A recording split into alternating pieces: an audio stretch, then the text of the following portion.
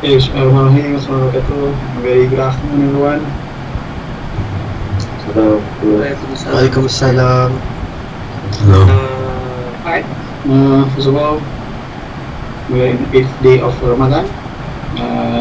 Hope everyone is in good health, inshallah. I'll be recording this session for your information. Okay, we have another three of our members are not here yet, so please do remind your group members to join. The session is already recorded. It's already 2:10 plus 2, so I think I will start the slides. So let's start this session today by reciting the Al-Fatiha.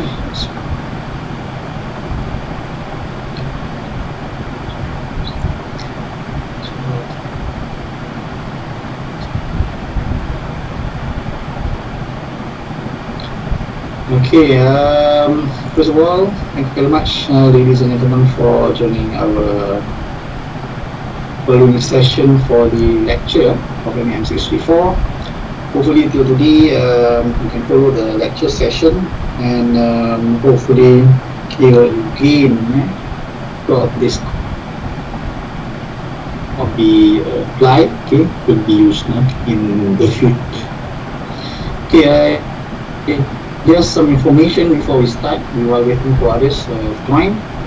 Anyone here knowing Cik Abdul Karim? Anyone?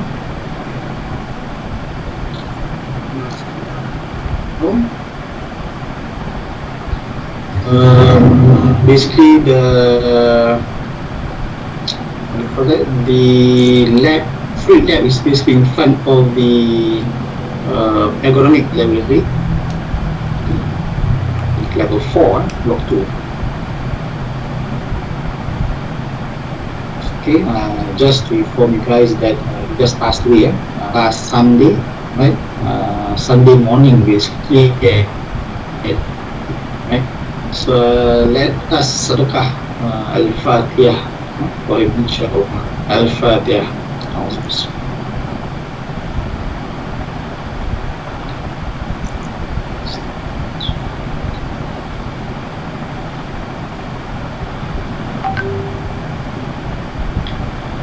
Okay, is everyone ready for today's class?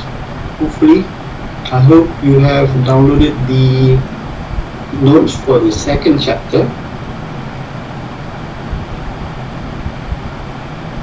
Okay, is everyone ready for our session? Are you hearing me or is it ready? Yes, ready, Doctor. Okay, right. So, Yes, sir. for response. Just checking the attendance, right? Okay, I'll be sharing my slides after this for the first subchapter of chapter 2. So what we have gone through previous weeks of the lecture is basically on chapter 1, basically is trying to introduce what is ergonomics, okay, how does ergonomics is related to human operator, when it is required, basically when it is required to be considered, and the benefits. Okay, so we hope till now you have some overview or some idea how does ergonomics helps the human race to improve their livings. So in this chapter 2, we look at the anatomy and also some of the human body. Okay, maybe some be new to you, right? Because we are going to use several terminologies, okay, that are very common for medical students or health sciences students, right? Why we need to learn all this? Because basically when we relate economics, we have to relate it with the human operator or the human beings. Okay, so I'll be sharing my slides, right? Hopefully you do have the same slide as mine. Okay, where's the slides? Wait now.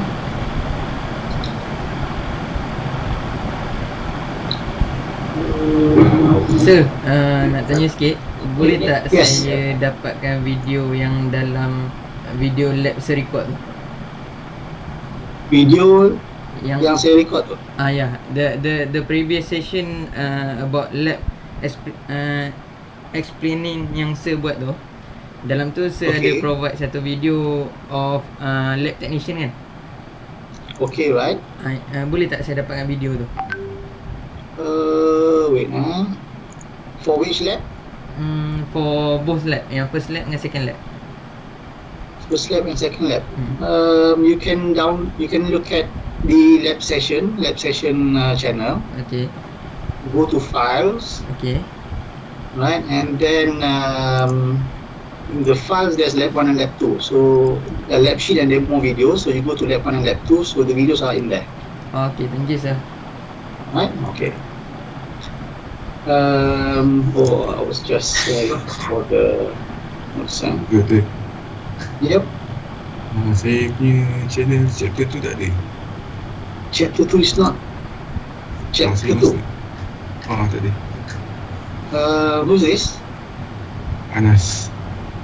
Nas, wait. Ni saya masuk guna link. Siapa yang tadi? Mine is here. Log out. Can you log out and log in back? Boleh tak, Anas? Try. Try to log out and try to log in. Anyone having the same problem? Tak ada. Cuba try, Anas. You log out from MS Teams and then you come back in.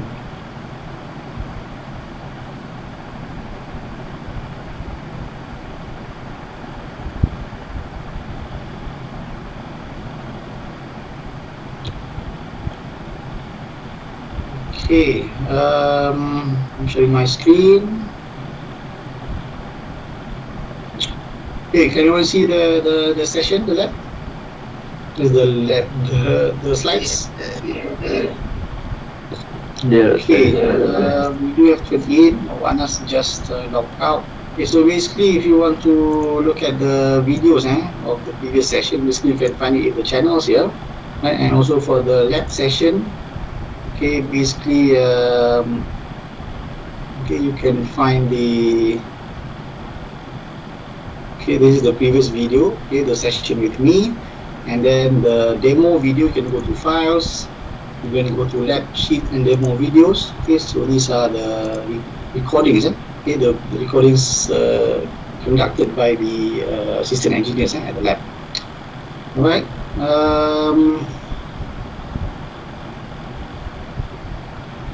Okay, Anas has joined.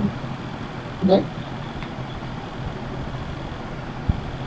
Is Anas here?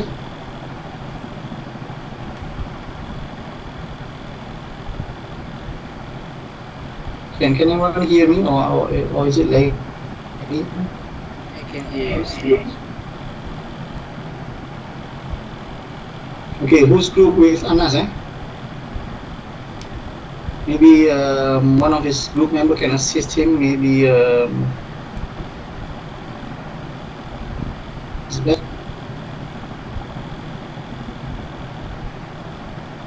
Anas is Muanas. Muanas, are you here? This one is it? Tak ada juga.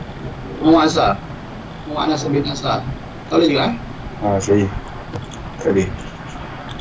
You don't see this, is it? This chapter 2. Ya, betul. Okay, Only chapter 1. Anyone others with the same problem? Say again. Only chapter 1, is it? Yang tu dia ada tu dia hidden channel. Hidden channel. Where's the hidden channel? Oh, ada. Dia ada hidden kat dia boleh buka. Oh, dah. Boleh sorok. Macam hidden ni. Mana? Dah jumpa. Okay, right. Okay, so can we start? Boleh. Yes. Right. So this is where we are going to look into the anatomical and mechanical structure of the human body. Why we need to look into this content is because when should we consider ergonomics? when we have three elements, remember the human operator, the work that he or she does, and also the workplace or the environment, right? So when we talk about the main, okay, the main element of the system, that is the human. So this is where we need to look into the human body. So we look into okay, I'll just give you just an overview, okay, last week about what we are going to look into this chapter 2, right? So basically we are looking into the body dimensions. We are going to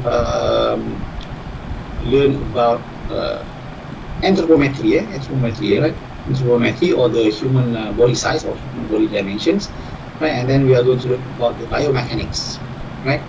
So biomechanics is basically the combination of two fields, two different fields of biology, okay, of a human entity, okay, of a living entity, sorry, and also mechanics, the mechanical part, right? So this is where when you look into your arm, okay, that we have discussed very briefly last week, right? So this is where the system, the movement of the arm, okay, of your hands is basically a combination of the skeleton, okay, the bones, okay, that are joined together as certain joints, and we have the muscles. We have the muscles to move the particular arm or limbs, right? Whether it contracts or it relaxes. These muscles are being attached to the bones using tendons, right? And this is where the R is the load. Okay, so basically, in design, when we design something, okay, normally we do benchmark. Okay, if you do remember the design process, when we design something, normally we will benchmark current products. Okay, we will benchmark the nature, all right, to get ideas of what or how should we design a certain product, right? So if you look at this arm here, right, this is where it is being adopted and also adapted in designs, right, of a backhoe, right, a backhoe. Okay, so they have this linkages here, okay, with the end scoop here. Then they have some sort of muscle, some sort of muscle on the backhoe. What does that muscle replicates? Anyone? So what does that muscle replicates into the backbone? Anyone? Any idea?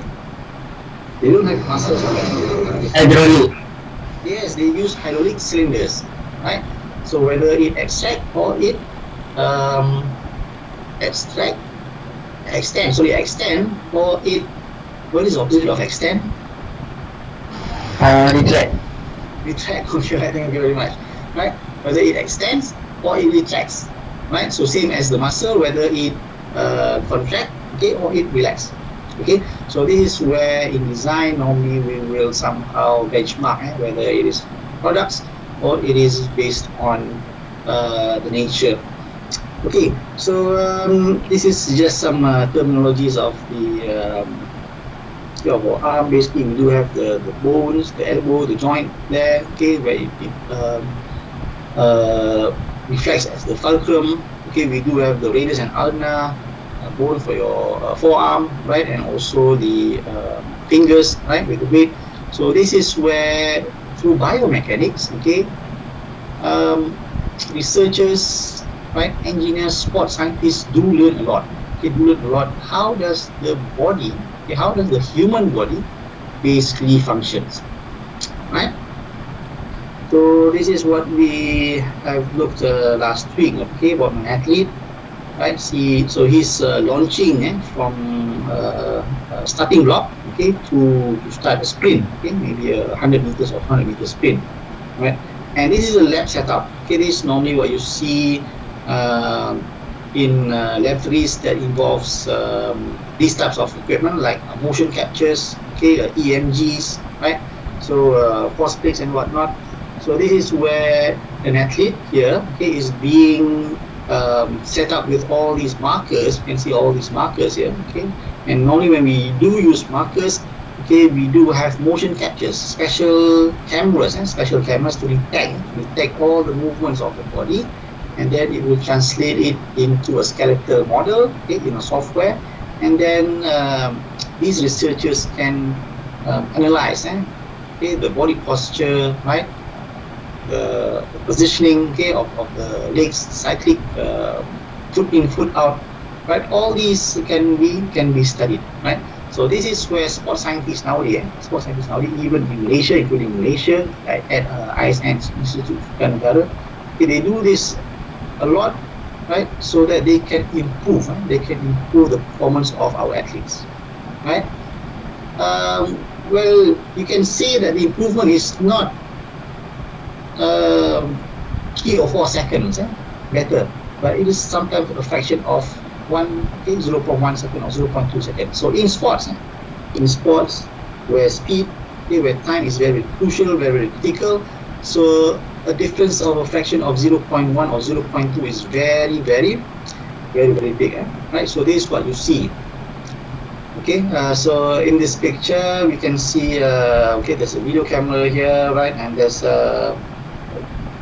what do you call this, motion capture here, and someone at the desktop, okay, with the software maybe. So they're looking into this particular athlete, of how does he launch from the starting block, okay, in a sprint, right? So I would like to share, okay, this video here, okay, of Usain Bolt. You know Usain Bolt? I do hope you do know who is Usain Bolt.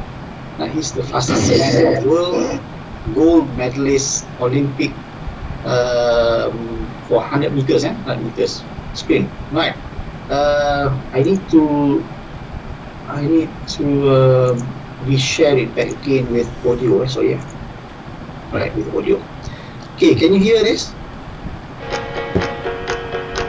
Can you hear that? Yes. Yes, doctor. Yes. Okay, right. So let's look at this video together, okay, and see how does biomechanics, it basically is being used to study the body movement, right?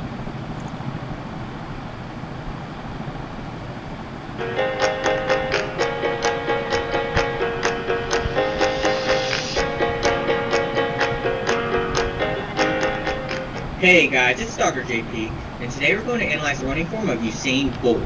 He is widely considered the greatest sprinter ever. He currently holds the world record for the 100 meter and 200 meter race. In this video, we will go over different aspects of his running form during the 100 meter and take a peek at what makes him so fast. First, let's take a look at the start. Now, Usain Bolt has been criticized for having a weak start, but it's definitely not as bad as some people say. To analyze it, let's take a look at Usain Bolt's famous 100 meter race where he broke the 100 meter world record. First, let's simply look at path deviation during this start. As you can see, he actually maintains a relatively straight path when sprinting. This is key, especially during a sprint, as path deviation can lead to slightly increased distance to travel, resulting in slower times. Next, let's take a look at his steps as he comes off the blocks. As you can see, compared to the other runners, the step rate itself is nothing special, and the rate is actually slower than some of the other runners here. Now, what makes him stand out is his tall stature. Longer legs do help cover more ground, however it is much harder to maintain a high step rate, so it's amazing he's somewhat keeping up in this aspect. Taller sprinters like Usain Bolt are usually at a disadvantage, especially during the drive phase. However, as you can see, he is staying up with the front. Basically, if Bolt is already up in the front during this phase of the race, he is most likely coming out on top. Now, we have looked at more quantitative aspects of his start, but let's take a look at the quality of his run as he takes his first steps.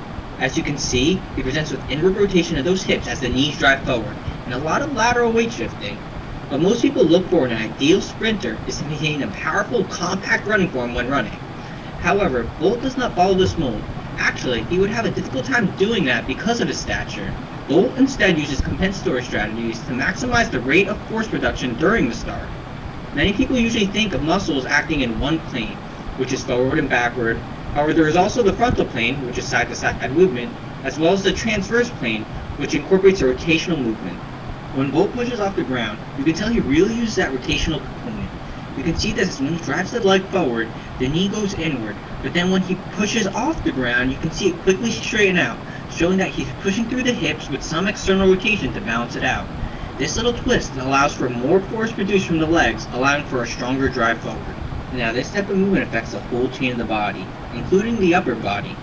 Because he basically pushes off the ground backward and slightly out, It also adds a lot of lateral weight shift side to side, as well as increased trunk rotation to counteract that huge amount of rotational force coming from the legs. Now, would this type of movement significantly limit his potential? Probably not. Even with the huge side-to-side movement, he still maintains a straight narrow path when running, as we mentioned earlier. Would slightly decreasing the lateral trunk movement lead to improved efficiency in terms of biomechanics? Maybe, but the improvements may not be as game-changing as people would have originally thought. Now, before we move on to look at specific components of his running form after he transitions from the dry phase, let's quickly take a look at overall components of speed, which is stride frequency and stride length. Now, speed is never constant throughout the entire race, and differ during different portions of the race. In this case, we'll look at when Usain Bolt approaches top speed at the 60 to 70 meter segment at 12.19 meters per second. During this segment, he presents with a step rate of around 270 steps per minute. This is pretty decent, but at the most elite levels, it doesn't really stick out. He makes up for this with his step length. Based on a few calculations, he presents with a step length of 2.7 meters. That is probably one of the longest steps taken in this type of event. This has to do with him being one of the tallest sprinters participating at this world elite level, as well as having incredible force production through those legs. Multiplying this amazing step length with his decent step rate leads to his record-breaking speeds.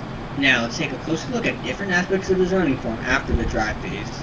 I would have loved to use the same footage when he broke the 100-meter world record, but unfortunately, if you take a look at this footage, the feet are report. So the footage we will be using is during the London 2012 semifinals. Here, he finishes the 100-meter race in 9.87 seconds. This isn't his best time, but we get the best side view of this form. Zipkan kebosanan dengan Sorry for Happy the Zip Bahan. yang pause. First, let's take a look at the landing. As you can see, he lands around the forefoot area.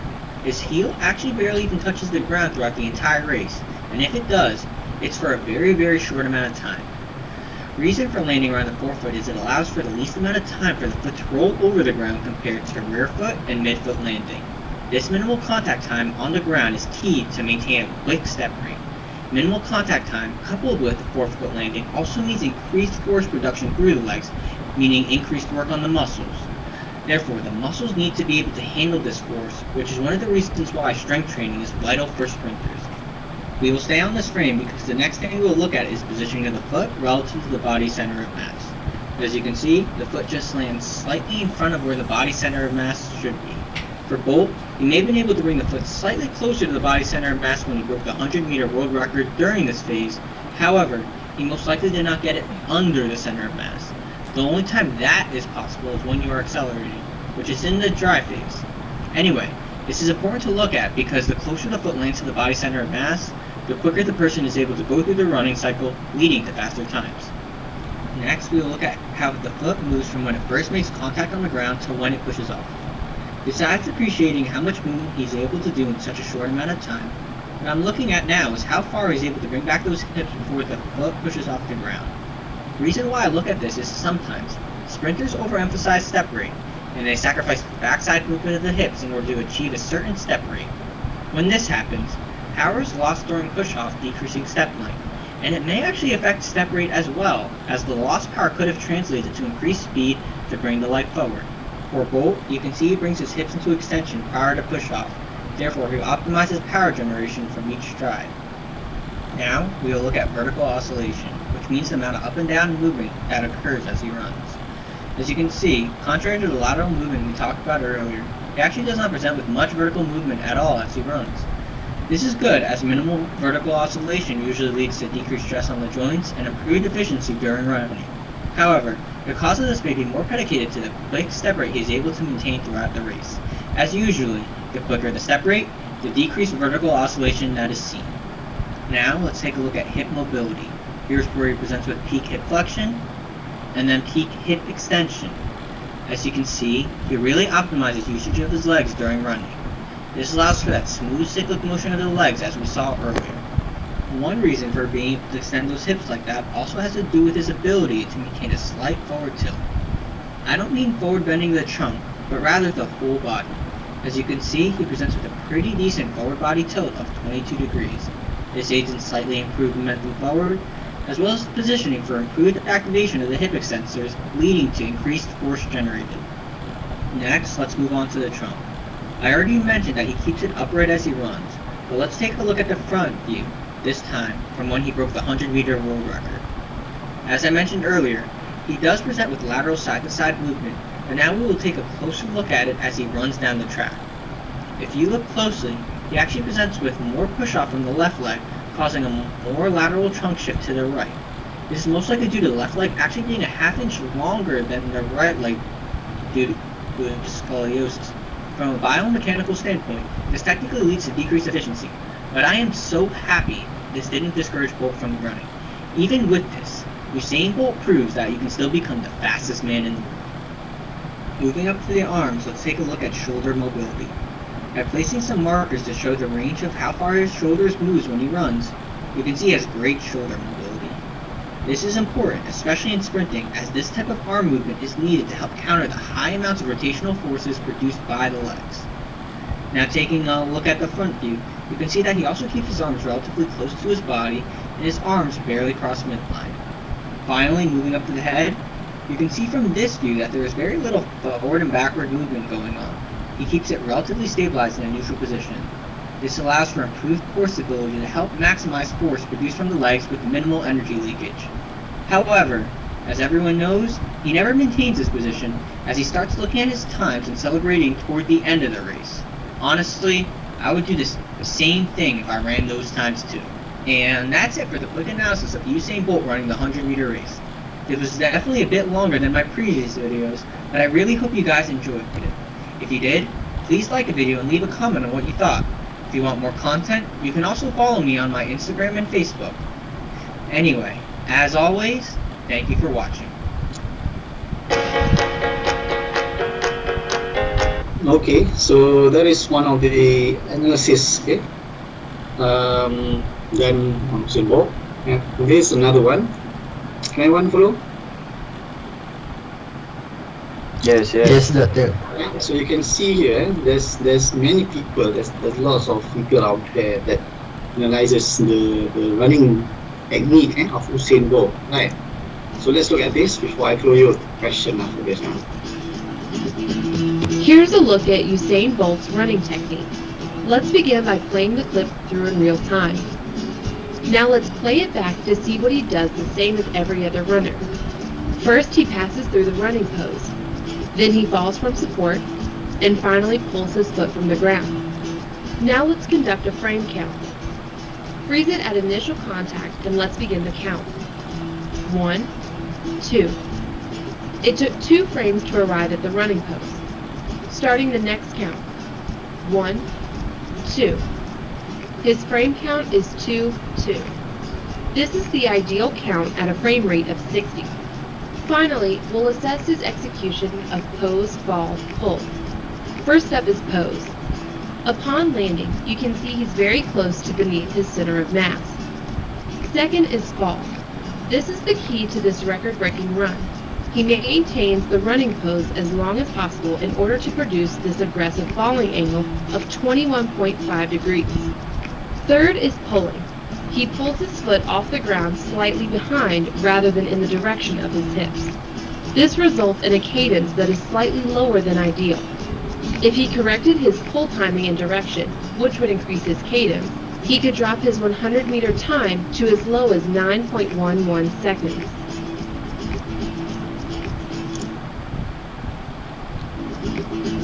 Okay, right.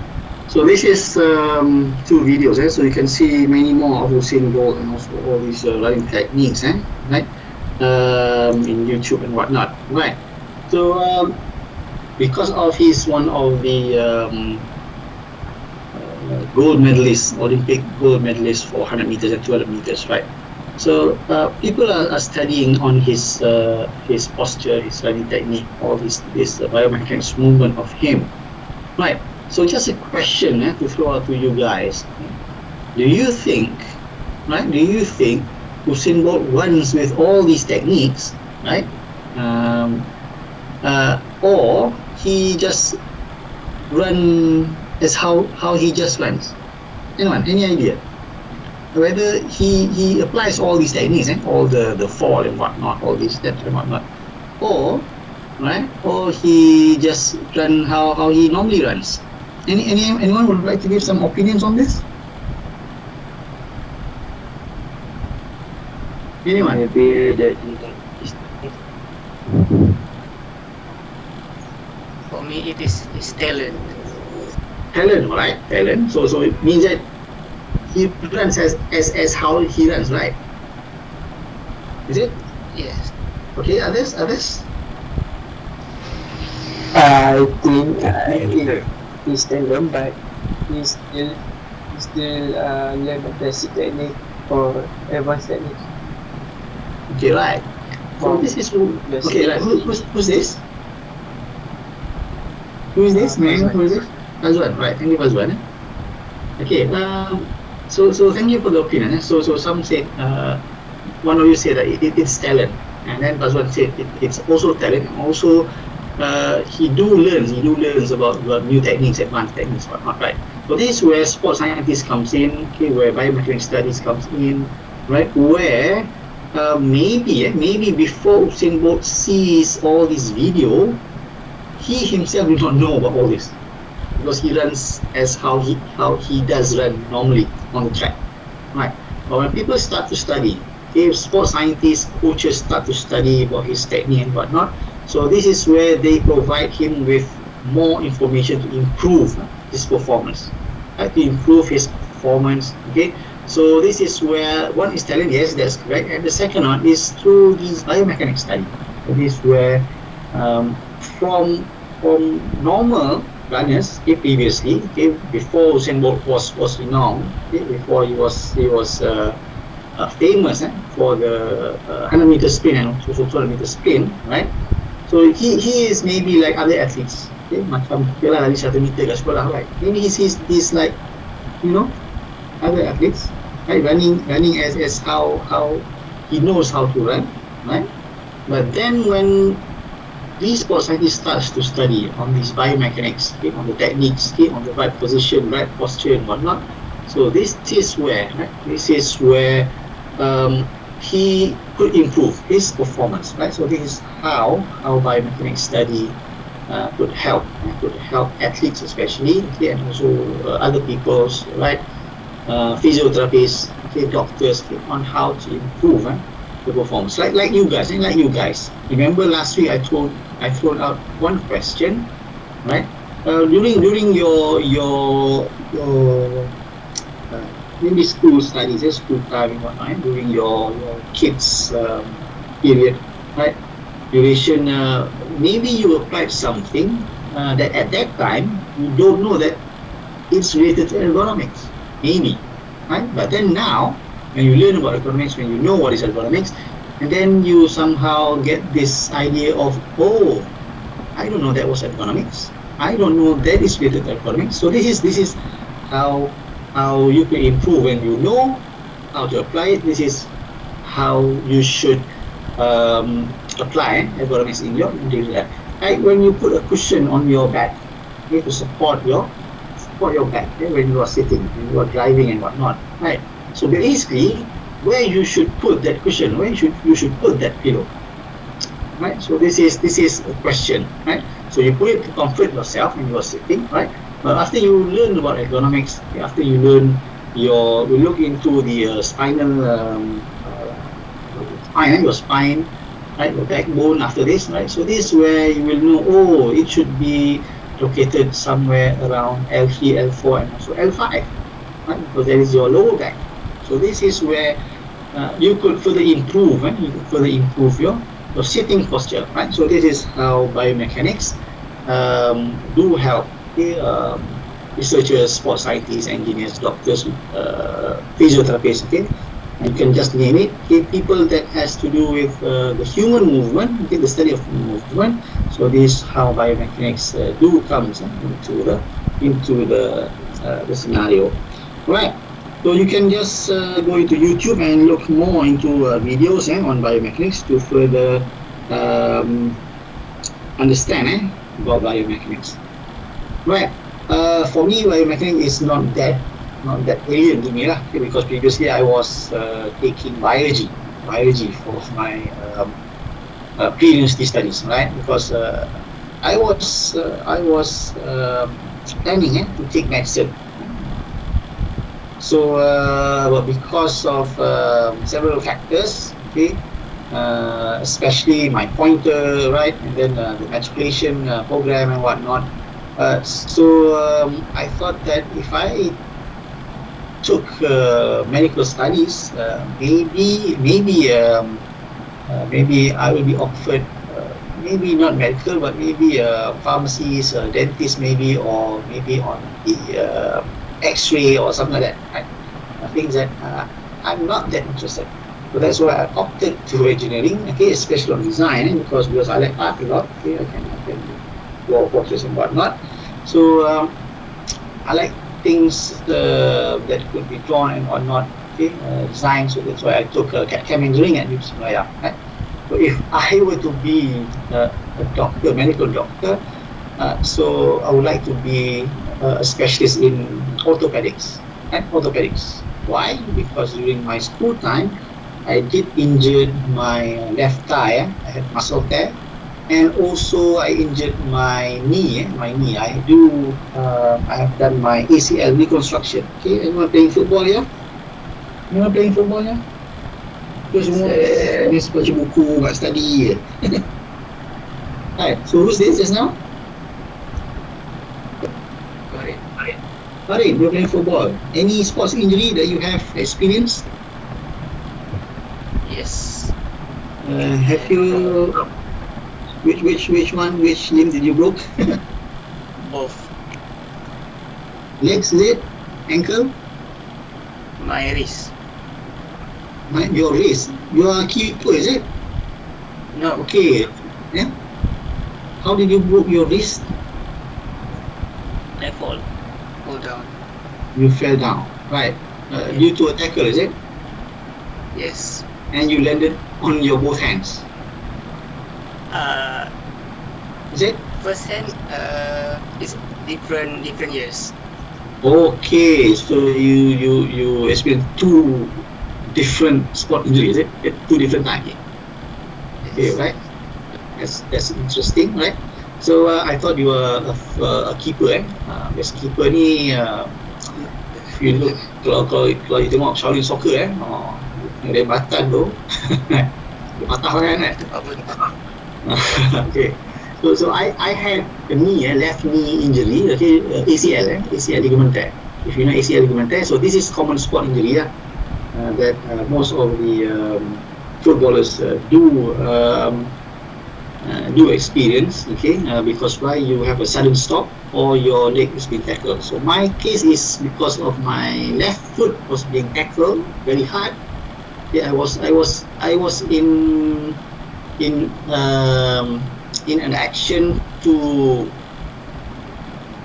cross the ball using my left foot, and just imagine I was swinging my left foot before it hit the ball, so there's a defender slide into my left foot, and my left foot swing there up, and it popped out, and happens to be the ACL ligament torn off. Right? So from there, this is where I would like to be an orthopedic surgeon. Tapi main banyak sangat kot, right?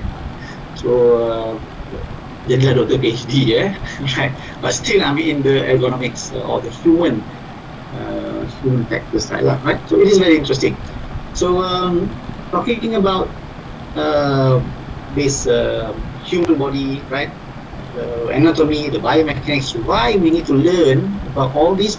Because we want to improve the human lifestyle, right? The human beings' daily lifestyle. Okay, you need to study on something to improve that thing. So you need to study on the human to improve the human, right? So that's why we've looked into Leonardo da Vinci, the Vitruvian Man, right? The Ibn Sina's notes, okay, on the human anatomy, right? Why all those ancients, what we call them, ilmuwan terdahulu lah, right? Why they study, they operate, okay, they take out the organs and whatnot. Why they study all this? Because they want to know diseases. Okay, what happened if people die because of this? Okay, so that they can try to come up with a procedure or cure to prevent such disease from spreading and whatnot, and also how they could improve the human performance, for example, right? If you go to Korea, anyone have been to Korea? I've been to Korea. I've been to Korea once. So in Korea, right? This is not about North Korea, lah. Okay? You cannot go to North Korea.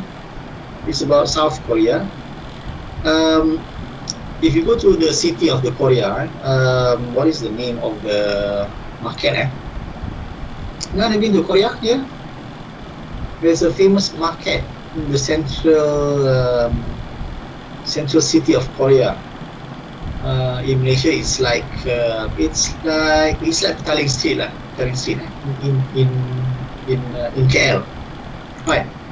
If you look at the stores there, right, all those stores there, every 2 or 3 stores, okay, there will be cosmetic shops, right? After 2 or 3 shops, okay, there's lots of shops there, okay. After 2 or 3 shops, there will be a cosmetic shop. So in Korea, cosmetic is a very blooming industry there. Right, in Korea, people wants to look much more prettier, much more handsome, okay, compared to others. Okay, and I've heard that Korean people, right, youngsters especially, okay, they must have done at least one plastic surgery, okay, or at least they have done some what we call it surgery. They have done some procedure on their teeth to make their teeth look much more better, right? Like us, we wear, what do you call that, braces, right? Braces on the teeth. So in Korea, so that is very, very common, right? So people want to look much more prettier, much more handsome, right? So this is where, before these doctors do all these procedures, they need to know which part, which muscle, right? Which injection should they put in and whatnot, okay? Which skin to cut and whatnot. So this is where they need to study about the human being themselves, right? So in the terms of ergonomics, right, we do study on the biomechanics, we do study on the human anatomy, because why? Because we want to know how could we improve the human being, right? So in the development of this area, right, we can see why we need to look into the human species, the human being, because we evolve, right? Have you heard about the Darwin theory? Anyone? Have heard about the Darwin theory? I've heard about it, but I haven't read it. Have you heard about Darwin theory? You hear me? Yes. This, right? What does the Darwin theory?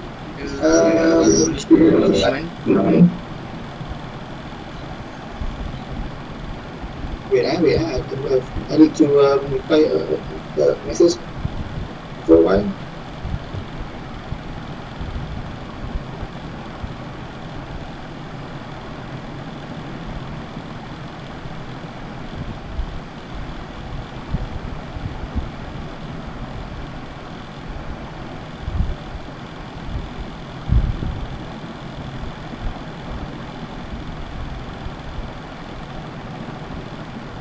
Wait,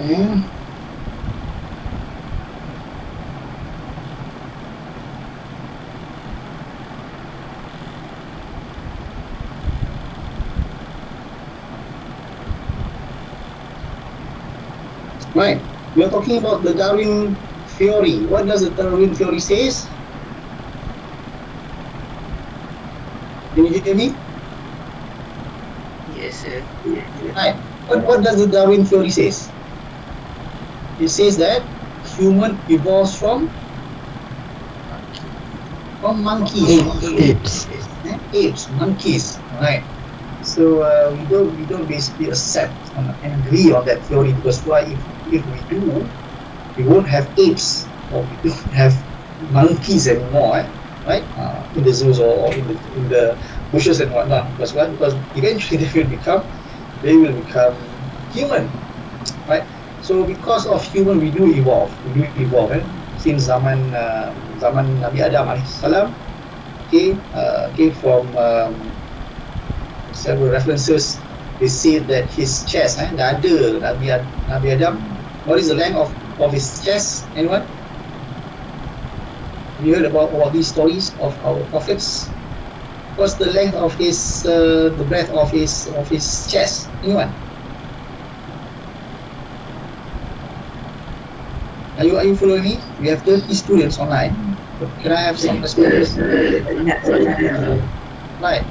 What is the length? Anyone? 70 hasta. Mana dengar tak? Right? Dada saja 70 hasta. So just imagine the height. Right? So from that, the first human being created by Allah Subhanahu Wa Taala and being sent from heaven to the earth. Alright? So there's references saying that his chest is 70, what is hasta in English? 70 hasta, 70 hasta, right? So just imagine his height. But now, what is the average height of nation? 5 feet 6, is it? 5 feet 6 or 5 feet 7, something like that.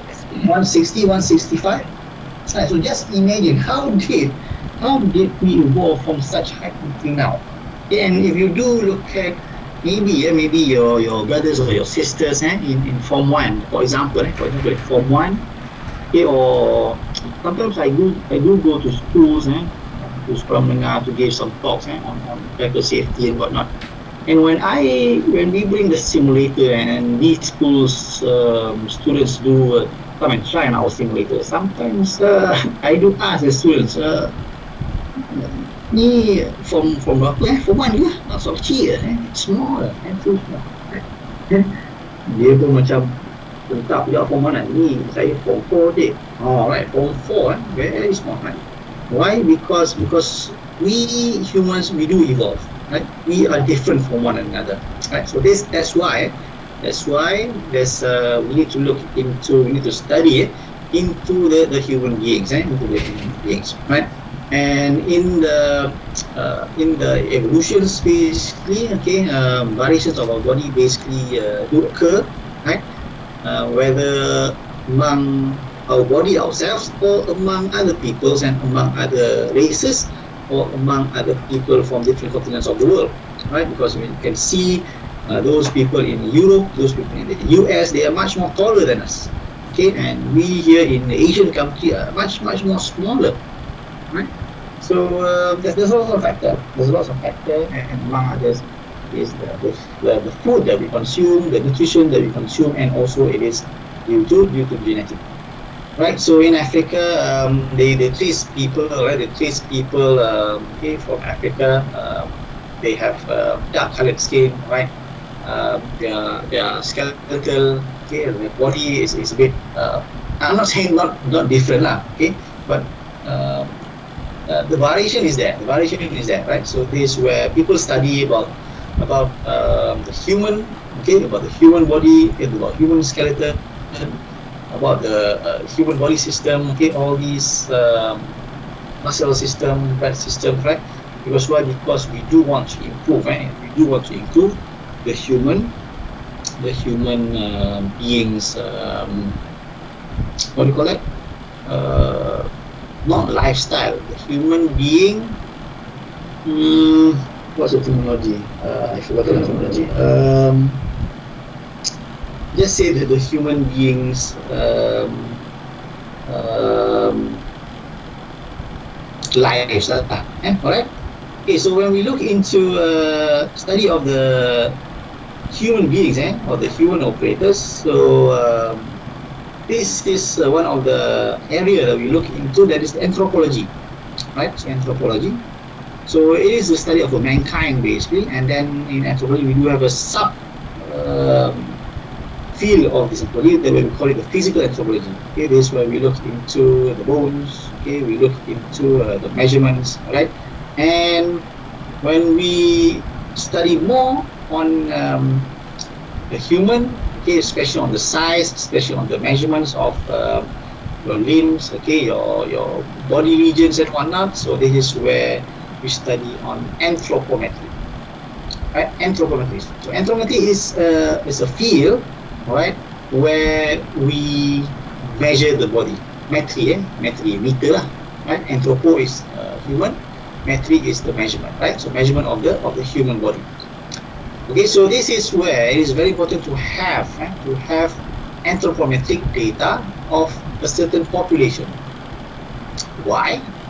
For example, this is 8th of Ramadan, right? 8th of Ramadan. We have about 22 or 21 days, okay, to go for Hari Raya, right? So normally, what do you do for Hari Raya? You will buy, baju Melayu, baju kurung, songkok and whatnot, right? So going to buy these baju Raya sometimes it's very not disturbing, it's very irritating sometimes, because why you need to go into traffic jams, and then you need to find a parking space and whatnot, and then there's lots of people with the COVID-19 pandemic and whatnot, so everything is being congested. So maybe you would like to just order your baju Melayu or your baju kurung. I just check. Can you follow me? Are you getting me? Yes. Yes, doctor. Okay. So maybe you'd like to buy it from the internet, Lazada, Shopee, whatnot. Or you just place an order, make a what you call it, kirim from your siblings or whatnot that wants to go to Jakarta maybe, right? It's very happening. I do like to go to Jakarta a lot, right? And then maybe a jackal or whatnot, right? Or you are the type of person that doesn't like crowd. There are people like that, They are so smart, right? So maybe you will just say to your siblings or whatnot, nanti can you buy me a pair of baju Melayu, let's say green color, and then the size is M, right? How do you know that M fits you? So this is where anthropometric data comes in.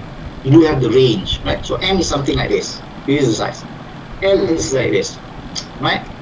But different population, different people from different countries and also different continents, normally they have different sizes. Okay, like M here in Malaysia is maybe S for those in the UK, right? Or those XS, extra small in the US. But L in the US, maybe for us here in Malaysia, is maybe XL or maybe double XL, right? So this is where anthropometry is very, very important, right? So this is where we learn about the study of measurement of the human body, right? So this is where we do measure the body size, okay, so that we can get the population's data. And for information, in Malaysia we don't have yet a solid Malaysian anthropometric data, okay, for male and also female. We don't have yet. We do refer to Japan sometimes, to China, to Singapore, right? Indonesia, but we don't have our own. Why? Because the procedure to take all these measurements are very, very tedious. Very, very tedious. Why? Again, because all these measurements are being collected manually using what? Using an anthropometer. Right? Anthropometry is the study, is the discipline. Anthropometric is the data, and to measure that data, we use an anthropometer. We do have the anthropometer at our economic laboratory. Right? It's like a normal what do you call it? Vernier caliper, but it's much more bigger with all these measuring instruments and whatnot. It's very conventional, and you need to measure all the body regions manually. Just imagine you yourself measuring someone, and the person that is being measured, you need to stand up, okay, for quite some time, okay, and this is the problem, right? So in the other class, or the economic class, I said to them, it is good if we could have one system, like a 3D scanning system or laser scanning system, like they use in airports like the UK, right, to scan passengers, right? They go into this some sort of a cylindrical space. Okay, they put out their arms, and then laser scanner will laser their body. But that is just like an X-ray scanner. They want to just X-ray your body if you are bringing any prohibited things with you, right? so they can see whether there's a knife in your pocket, right? There's something suspicious in your pockets and whatnot, right? But this is talking about one patient, one respondent going into that scanner. He or she puts his or her arms up, right? And then the scanner will scan the body, and instantly the data of your, your head circumference, maybe your shoulder length, shoulder breadth, right, your legs length and whatnot, are instantly being taken and stored into a database. So we don't have that yet. Right? So it's good to have. Maybe inshallah we will have that. Maybe in another couple of years. Maybe you are the engineers that will design those type of machines, right? So this is where things will be much easier to take all these measurements from the respondents. Because why? Because you cannot just measure 1 or 2%. You need to measure hundreds or maybe millions of people to represent one population, right? So talking about measuring methods, right? So for example, when you want to measure a person's stature of a person, right? When he's standing, okay, ketinggian, right? So when you measure when he's standing upright, or he's standing stretched, right? Or when he's leaning with the back flattened, okay, the buttocks and shoulders are touching the wall, or when he's lying, basically all these four will give different readings. Right? So that's why we do need standard method to measure all these anthropometric data. So that's why we do need to use those anthropometers. Right? So using a standard equipment, standard standard equipment to measure will somehow reduce the errors. Okay, so this is how and why we do need a standardization in measuring the anthropometric data. Right, so among others, what are being measured? So this is taken from the Toma ergonomic book. Right, so these are some of the body regions. Okay, not body regions. These are some of the attributes that are being measured. Okay, throughout the body regions. Okay, for instance, the height, the breadth, the depth, the distance, curvature, circumference, reach, and whatnot. Right, and this is very we call that terminologies being used in common practice of anthropometry. Right. Then when we do measure the human body, we do have these terminologies, okay, of planes and measuring planes. We do have the transverse, frontal, and also medial. Right. So basically, the transverse is dividing between the top and also the bottom. Right. The front, bottom. The frontal is dividing between the back and also the front and also the rear. And also we do have the medial that cuts, okay, or segmentize a person between the left and also the right sections, right? So these are the terminologies in common being used by medical students, by health sciences students, right? So maybe it's something right, something new to you, right? Like ACL, anterior cruciate ligament. So the name is basically cruciate ligament, right? But where it is positioned, it is positioned in the front, anterior. We do have another ligament at the back of the knee. We call it the PCL, posterior, okay, cruciate ligament, PCL. And we do have another ligament on the side of the knee that we call it the MCL, medial cruciate ligament. So my brother, my younger brother played rugby, so he's a rugby player, right? With Star College, Sekolah Star, Sekolah Rahman Perak, also played for the state, right? So one day he injured his left knee, left or right? His right knee. So what happened? He torn off all his three, because he was in a hard tackle, by one of the opponents, and he snapped his knee. So his ligaments, the three ligaments, the ACL, the MCL, and also the PCL, were torn off completely, putus terus. Like mine, my ACL, it was torn off 90%. There's only a 10% of ligament remaining, right? And when I did a scope, so it looks like tali guni itu, satu tali guni itu, it looks like that, okay, because we have all those urat dah torn off and whatnot, right? So this is where right? We do need to have, okay, we do need to know all these terminologies, okay, to differentiate, okay, which body part is being measured, okay, what body part is being measured, okay, and using what type of measuring methods, okay. Right, so these are the planes, okay, and we do have the bones, okay, right. It is not for you to memorize and whatnot, just to have an idea, just to know which bone, right, your patella, right. So this patella of mine, my left knee is basically being the tendons, the tendons of the patella. It's not the tendon, is it?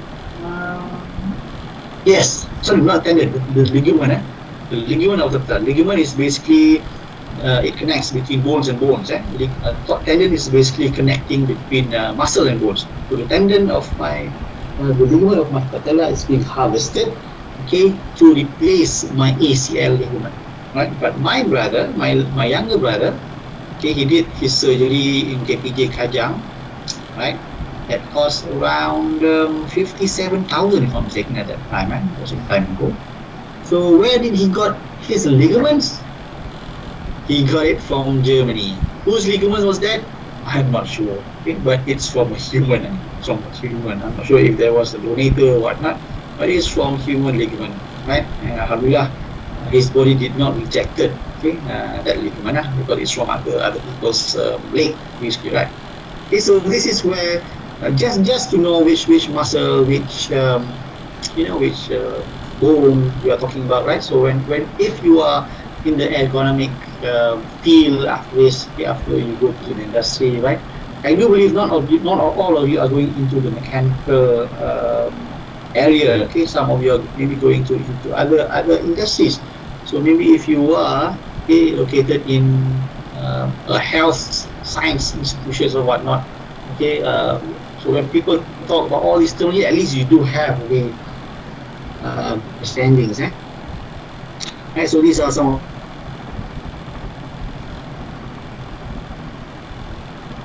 tulang betis, right? And we do have the femur, okay, or the thigh bone, tulang peha, right? So your ulna, your radius, right? So these are some of the informations. Maybe it is new to you as an mechanical engineering students, right? But for me, I've taken biology before, and I did my pre-university studies in science higher. So we do learn all of this, right? So for me, it's not that alien, right? But for you, maybe some of you, these students are alien. Okay, why do we need to study all this? Because we need to know which muscle, which bone, because we want to improve or enhance the human beings' lives. Right, so how to measure all these, okay, to get all these anthropometric data. So we do have classical measuring techniques, okay, so just can name it, very conventional equipment, and we do have new measurement techniques, right? But I do hope in the coming years, maybe you yourself will be one of the designers, one of the engineers involved in that such valuable project where we do have this 3D body scanner, body anthropometric scanner. So that will be very, very good, because why you could somehow lessen the lead time, okay, of taking measurements of the human body, and also you can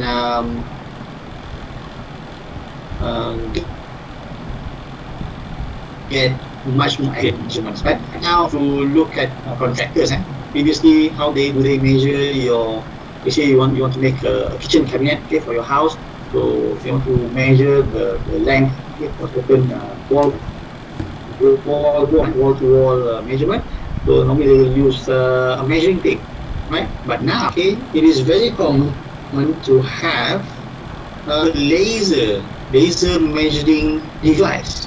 Right, you see it, and you just can get it.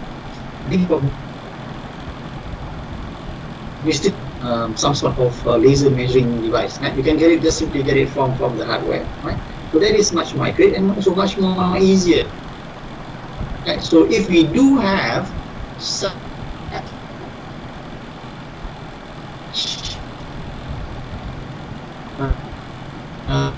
device scans body, right? And do not think of an FIP project to do this. Right? It needs a very detailed study on how to take. Any questions so far? Can you follow me? Yes, Right. sir. It's quarter past 9. Lambat lagi nak buka. Mungkin lambat lagi nak baring-baring sambil dengar kuliah. Right? Okay, so let's look about some of the anthropometric data that are available. Right. So this is from Jürgenstein and also 1990. Where were you in 1990? Were you born yet? What year were you born? 96. 90? What year were you born? 97. 97, right? And we did have 1998, the Commonwealth Games in Bukit Jalil. Maksudnya you baru umur 2 tahun, 2-3 tahun. So at that time, I did manage to go to Bukit Jalil to join the carnival. It was very hectic, it was very happening, right? It was very, very fun at that time, 1998 Commonwealth Games. And I'm not sure, I think we do have the archer, is it? What do you call archer in English? Not archer. Sculpture, is it? The logo of the 1998 Commonwealth Games. If I'm mistaken, it is still available at one of the roundabouts in Shah Alam, just before Tesco. So Pusat Aquatic. There's still a 1998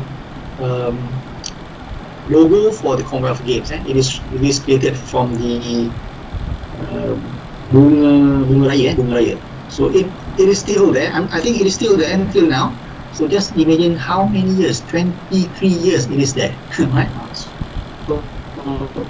So talking about the anthropometric data, right? In 1990, so this is where they managed to measure, several measurements for stature, sitting height, knee height, and also for sitting between males and also females, for certain countries in the world, right? So like North America, Europe, Africa, and in Asia we do have China, Japan, right? And we don't see Malaysia here, right? Because in 1990, maybe because we are going into a developed country, negara nak membangun, right? So maybe we don't look much into this. But in developed countries, negara yang dah maju, right?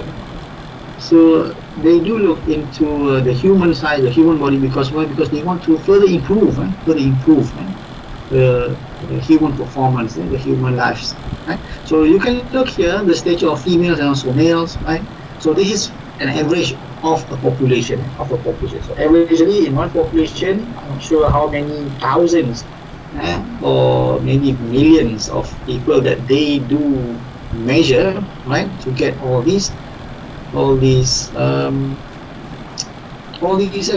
anthropometric data.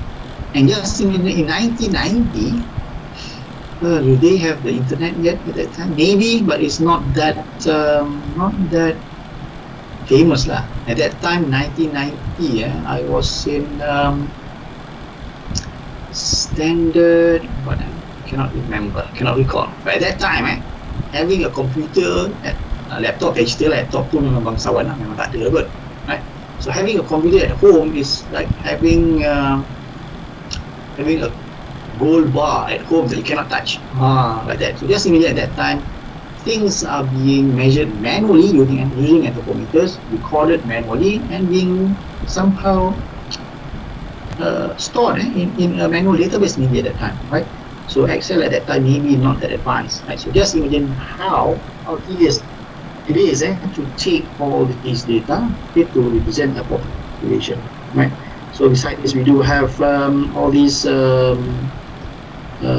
measurements also. And you can see the n sample size here is how many people that they measure, right? So it comes to from tens of people until thousands of people, not million yet, right? So we do see Indian males, Indonesian females, Jamaican females, Chinese females, right? Brazilian males, but we don't see Malaysian anthropometric data. Right? So this is you can see Indian males, right? So he did a study maybe for 13 people, right? But this 13 could not represent the population of Indian basically, but he did something, and the stature height is 157.6 cm, right? So is there a weight? So the weight is basically 44.6 kilo, right? So you can see who's the tallest person here. 173 Italian males, Italian males, but we don't see Rossi that high lah, right? Don't see. 173.3, yes, right? Anyone here having the height of more than 170 cm? Anyone? So my friend said that, I'm not sure if this theory is correct or not. My friend said, well, when we were in Form 4 and Form 5, I was much more taller than him, 169. But then, after we finished our studies and I met him back, so he became much more taller, and he said there's a theory saying that if you jump more, so he likes to play basketball, and he do jumps a lot, right? So there's one study saying that you can increase your height with maybe a couple of cms, okay, by playing basketball, right? I'm not sure how true it is. Okay, so this is some of the data, okay, and we can get it from lots of references, and these are from the Chroma book, right? You can see this is quite old, quite old, 1991, 1987. Okay, this one Egyptian female, 1987, right? So 4,000 plus, right? So they say that Egyptian females, so their height is about 160.6. It's about our average female height of nation, something like that, right? Okay, what makes an anthropometric data different? Okay, when you measure it, when I measure it, when other people measure it, what makes it different? Okay, what makes the data from Selangor measurements and, for example, Selangor measurements and also for Kelantan measurements different? Okay, because there are some variability that we need to consider. Okay, that involves the measurement variability intra-individual, inter-individual, and also the circular variations. Yeah. So measurement variability. So this is very, very common. Okay, maybe the sample size. Okay, maybe your instruments. Okay, your equipment. Okay, maybe how do you store the data? Right? Is it pen and paper? Okay, if you store it with pen and paper, maybe it will fade out. Okay, an 8 will look eventually like a 0, right? A 7 will eventually look like 1, right? So something like 4 or 2 maybe will look like 5, maybe, right? So this is where these are some of the factors, some of the errors, not errors, differentiations between data. Okay, that makes it different from one another, right? And also what type of statistical analysis that you use to treat the data.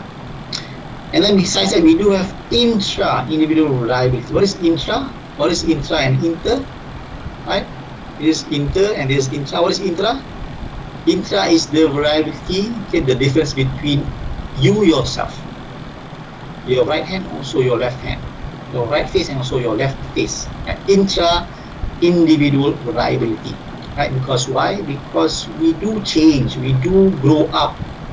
Right? We do grow up. Okay? And it depends also on what do we eat, okay, what we do, okay, what work do we normally, what is your occupation, sometimes do affect.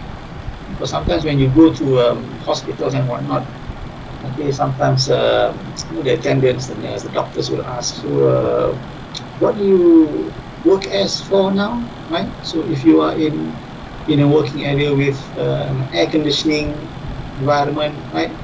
So maybe that explains why you get very dry skin, dry eyes, because it is full with air conditioning. Right? So these are some of the variations. Intra-individual between yourself. Okay. And then this is just a picture of a baby, and we grow up, right? And then normally we will change. We will change. We will differ from our baby 1 year old until an adult. Okay, our body size will somehow differ, and however, uh, this differentiation is it? Do you call it? Okay, this growing process, sorry, is normally proportionate. Sekata lah, proportionate, right? Doesn't means that your body grows up proportionately. Okay, taklah kepala besar dulu, tangan besar dulu, kaki panjang dulu, no. It you can see if you look at the graphs, it does grows proportionately. Okay, and then we do have another graph here whereby along the years, along your age, okay, if you look at the stature height, right, the stature of your measurement of your stature, okay, when it comes to elderlies, so this is where you grow up very rapidly during your kids, your teens and whatnot. Then when you come to your teenagers going to adult period, right, normally there will be a stagnant growth, right? But when it comes to elderly, okay, going into 50s, 60s, your stature will be somehow going slightly downwards, right? Is it you're becoming much more shorter? You're becoming much more smaller? Any idea? Why does this happen? Why does this happen basically? Are people becoming much more shorter when they become old? Any idea? No. Bongkok, right? And why? What does this bongkok has to do with the stature, with the height?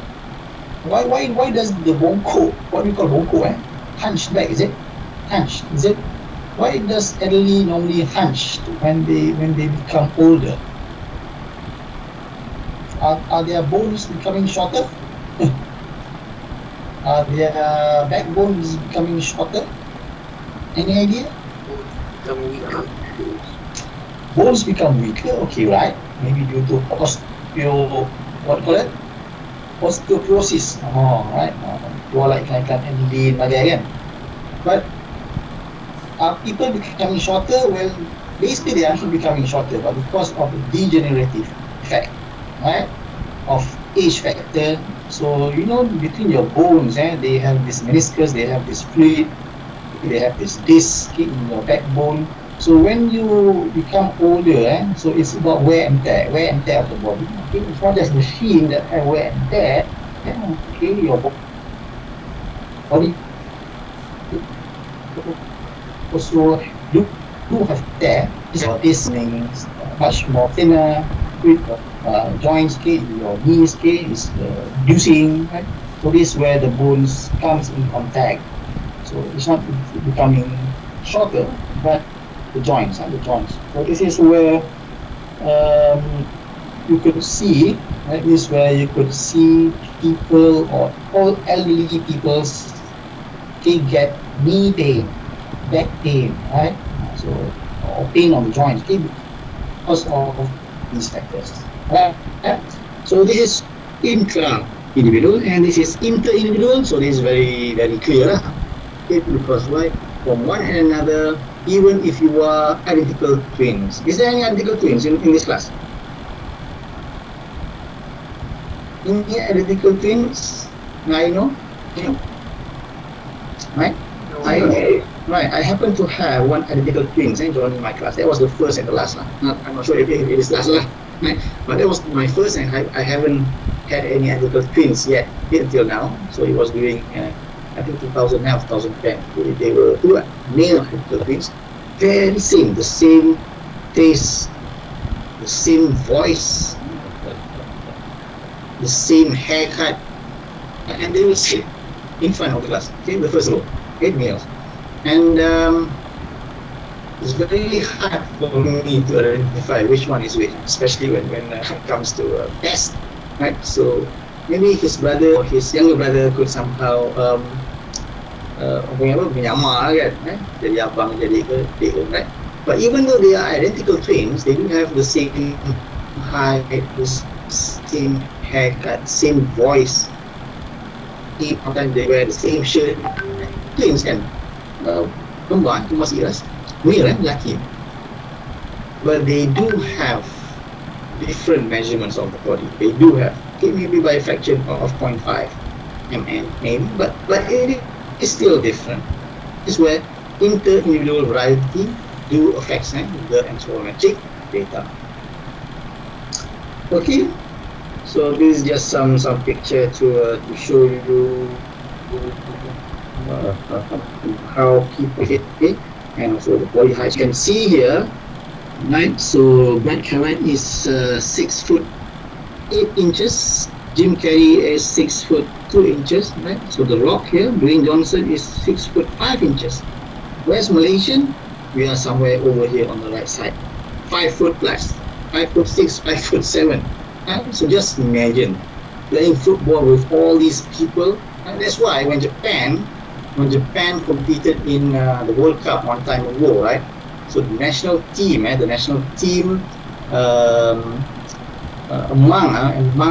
the factors that the Japanese regulated to be in the national team is the height. Okay, they look into the height. Okay, if you don't have a minimum height of 1 point, I'm not sure, maybe 1.7, you do have the skills like the late Maradona, but still you cannot be in the team. But you know the late Maradona, right? That died early this year, was it? Or end of last year? Right? So one of the legendary footballers, besides Pele. Right? So Maradona is not that high. He's very short man, short player. But his skills are very, very excellent. But that is 1 in a million, right? But to be in reality, right? When you could play sports, okay, that have physical contact, okay, you need to be robust. So this is where the body size is very, very important. So that's why in Japan, when they competed in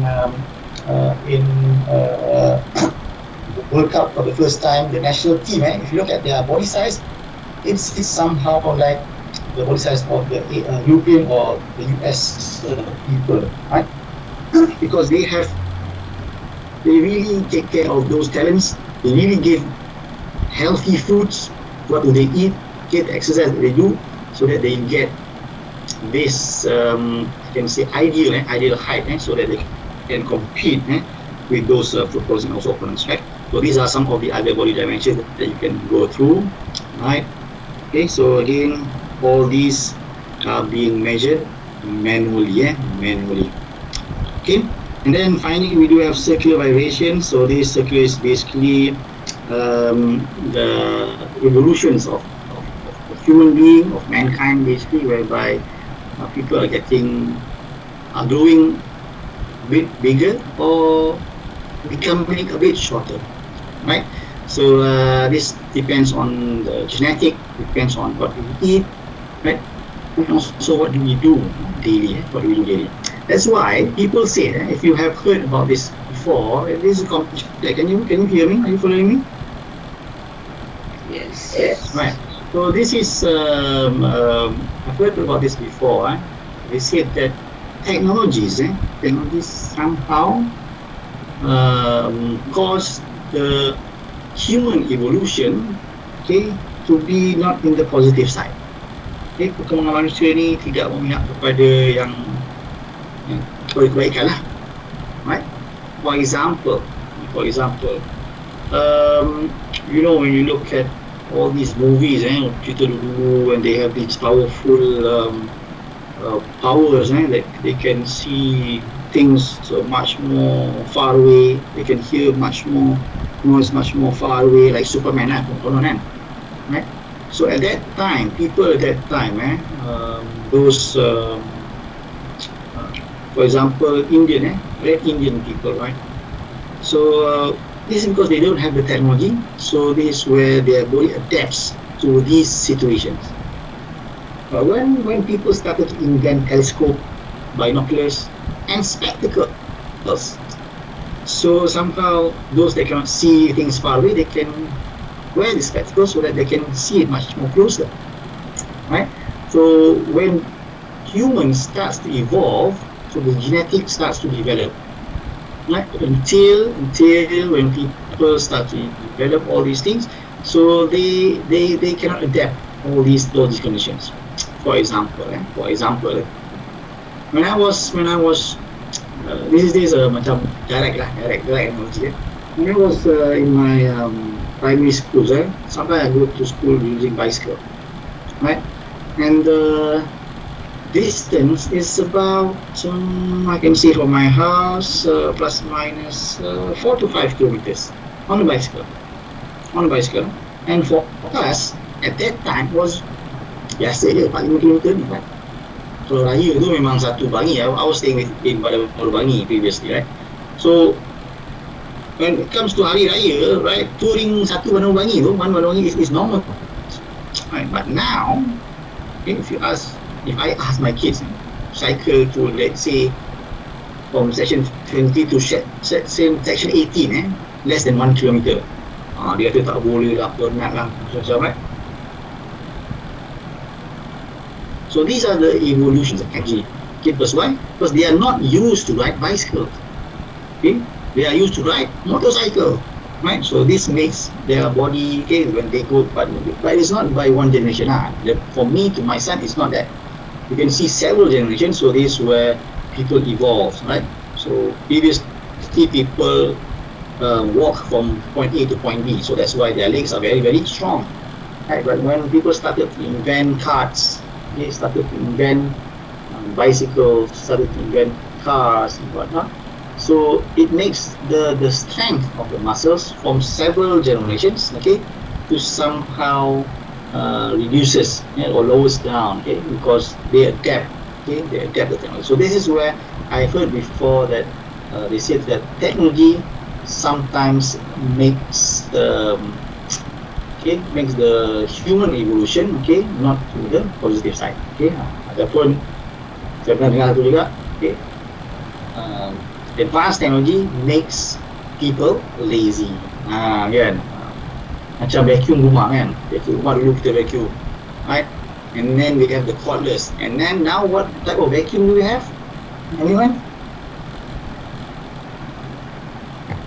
Robot vacuum yang bulat tu, malas punya pasal, right? So this is okay. So this is what you can see in cheap flight in Malaysia, Asia, right? Well, it's not because they don't take into consideration of the seat distance from the front and also the rear seat, right? But because they want to maximize the numbers of passengers, but at least they have some space that they have considered. Okay, so this is a normal.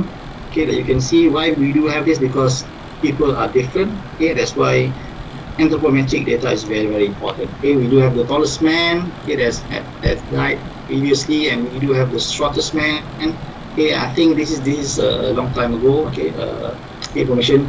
So maybe you can Google the current tallest and also the shortest man, right? So having this type of height is also a problem for them, a problem for this community. Because why? Because most of the clothes, most of the furnitures, most of the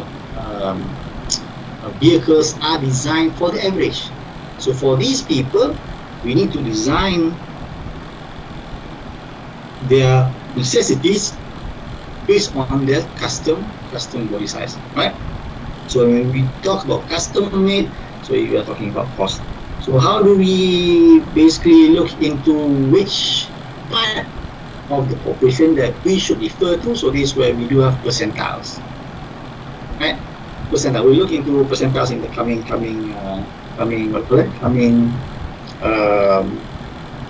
lectures. So just to introduce you about percentiles, we do have the 95th percentile, we do have the 5th percentile, and we also do have the 50th percentile. Right, so 50th is basically the average, 95th is the most, and 5th is the rarest. Okay, so it is between the tallest and the shortest, and also the average. Right. So how does percentiles help designers? So basically, they help them in looking into which portion of the population that they should refer to, right? Or which population that would fit their design, right? And also okay, percentiles also determines their body dimensions, okay, and also which percentile should we refer to in terms of whether it is for the maximum, whether it is for the minimum, whether it is for average, or that particular design or product could be designed to be adjustable. Okay, for example, your car seat, right? It could be adjusted, right? The backrest, okay, it could be reclined or inclined. Your seat band, it could be pushed forward or backwards. Okay, for people with longer legs, they would like to push the seat a bit back.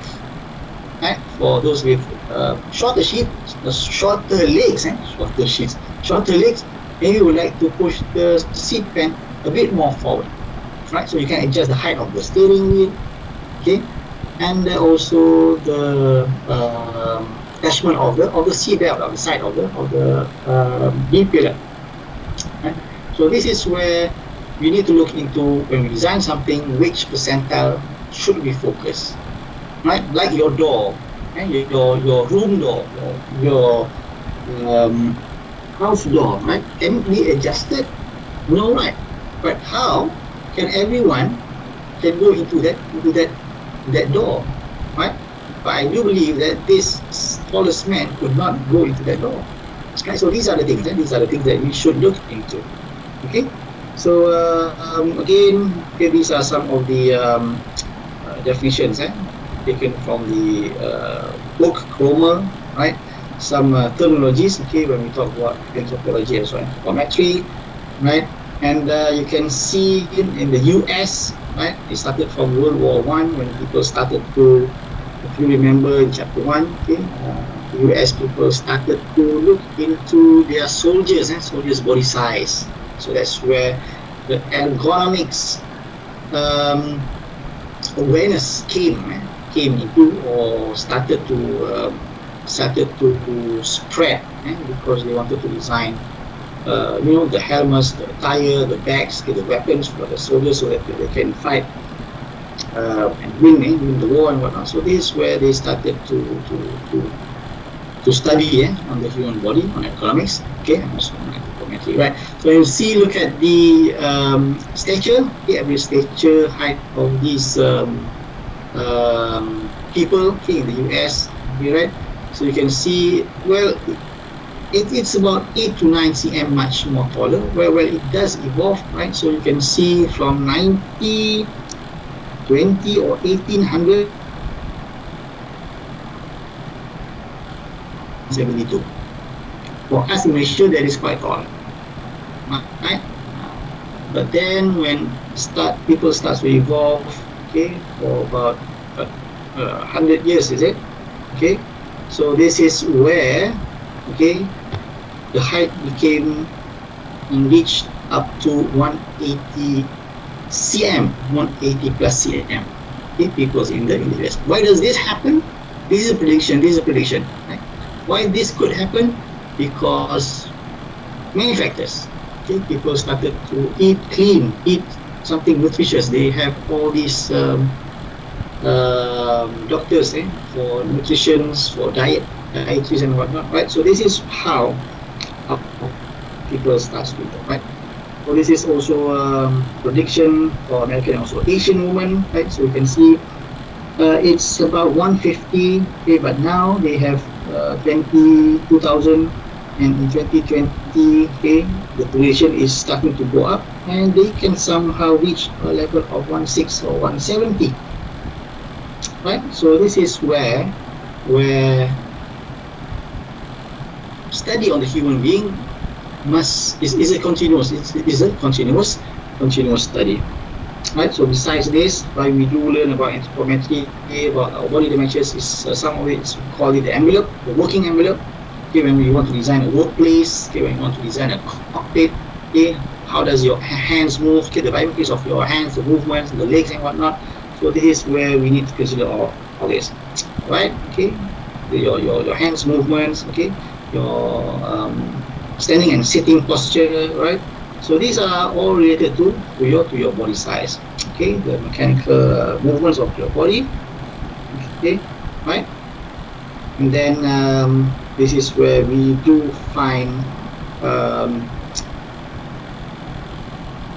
the data for 5th percentile, 50th percentile, and also 95th percentile, right? So basically, the measurement is increasing, from the smallest or shortest people, average to the tallest, okay, or the biggest people.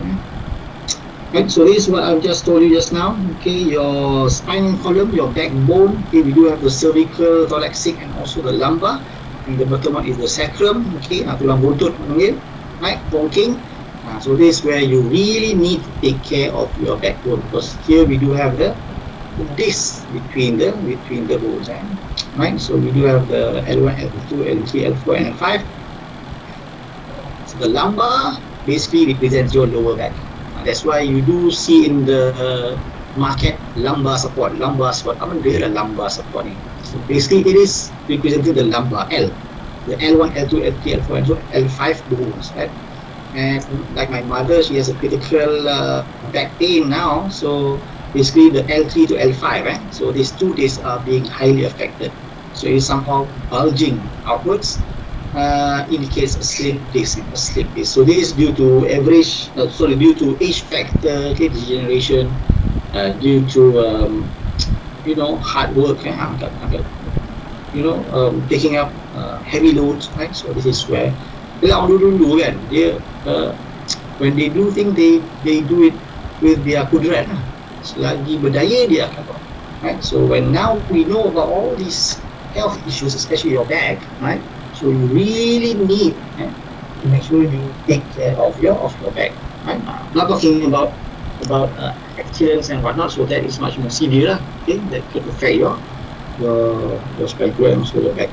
So these are some of the terminologies, okay? Right? And this is very common, okay, within your muscles, okay, upon your strength, endurance, whatnot. So normally. Normally when we talk about muscle activities, okay, about muscle contraction, okay, about muscle strength, so upon period of time, duration, okay, basically the strength will become lower and lower, right? Lower and lower. Okay, just to finish up so I don't intend to divide this session into two, just to finish up this session, right? So what we are going to look into after this is basically on anthropometry and also the biomechanics of the body, right? We are going to look into the skeletal system, the muscle systems, right? Because these are the main elements that basically controls your body, right? Controls your body. Okay, and when we talk about the biomechanical system, okay, the biomechanics of the body, so we will always look into the body kinetics, okay, the human motion, and also the human strength, right? So this is just the introduction of chapter 2, basically about anthropometry and also about biomechanics, why it is very important, why it is highly related to ergonomics, okay, that is very important, right? Because again, what is the aim of ergonomics? Anyone? What's the aim of ergonomics? What would you like to provide? Can you hear me? Yes. Right. What is the aim of ergonomics?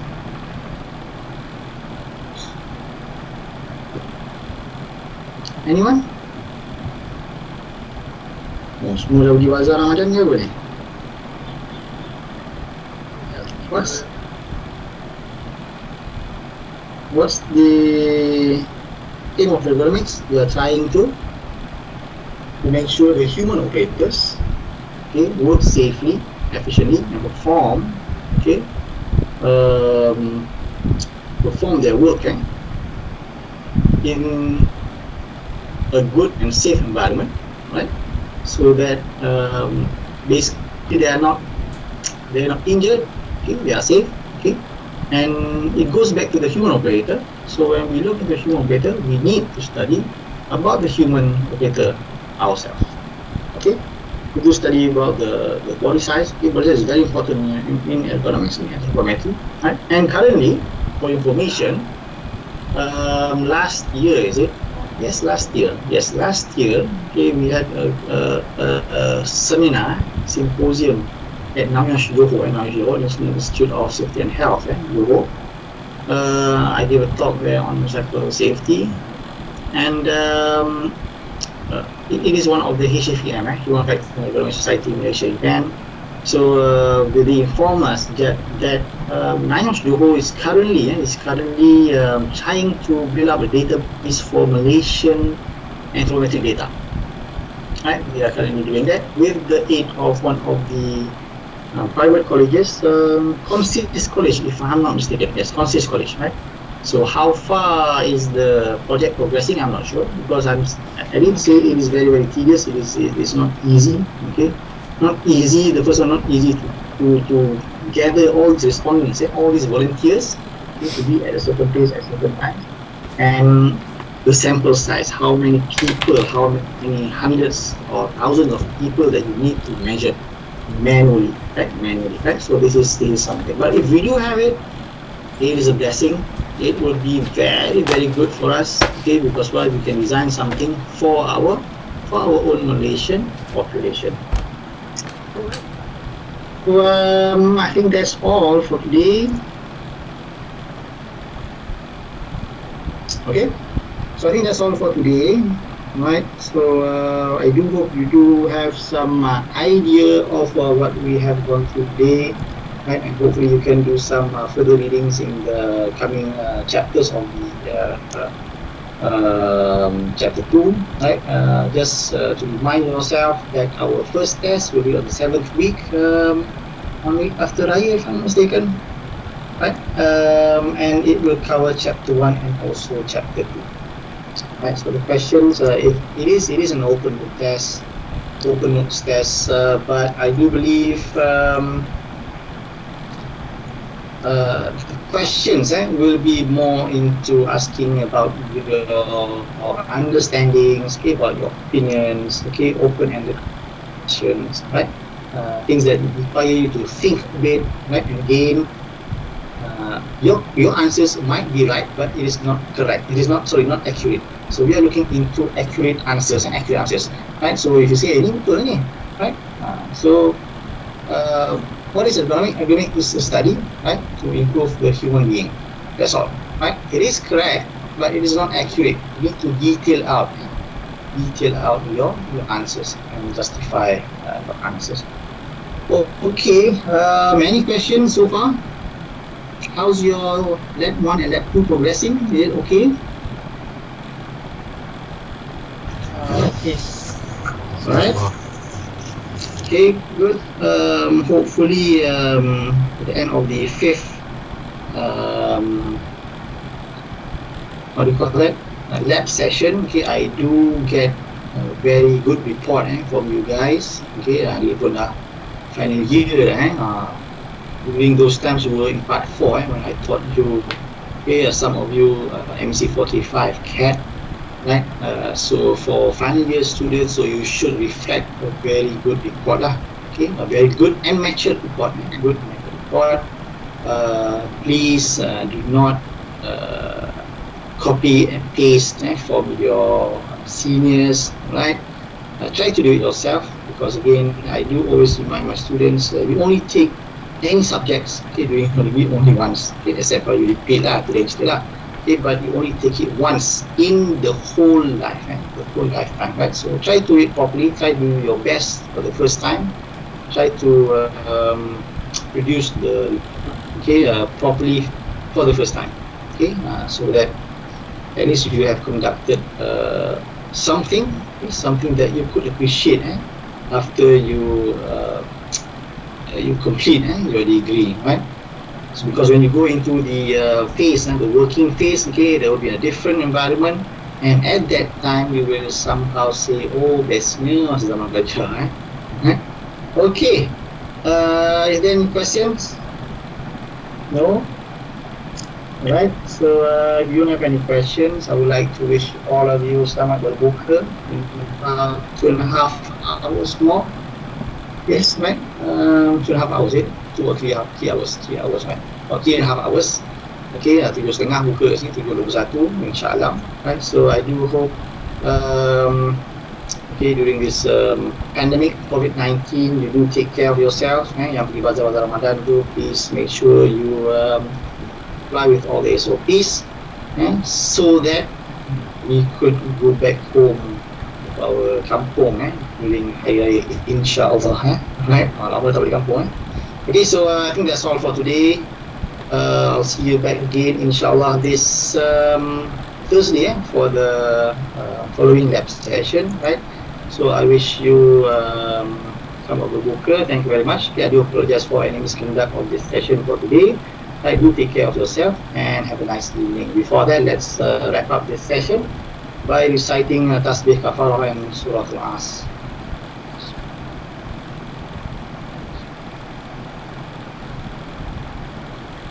Okay, by that, I would like to end this session with Assalamualaikum warahmatullahi wabarakatuh, and thank you very much. Have a nice evening. Thank you. Waalaikumsalam sir. Thank you sir. Waalaikumsalam. Thank you, Doktor. Right, welcome. Selamat buka.